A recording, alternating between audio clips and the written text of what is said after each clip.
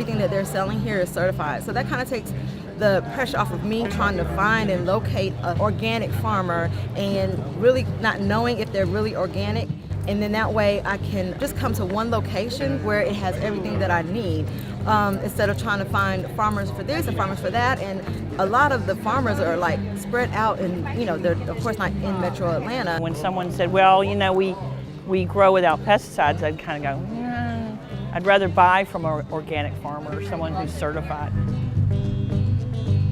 Well, I really appreciate knowing that things are grown organically, and the seal gives me confidence that we're not using a lot of pesticides and that we're using healthy production methods, not only for the fruit or the plant, but also for the soil. And I'm interested in the sustainability of our growing practices, and so I feel confident when USDA has come along and certified that I'm getting the real deal.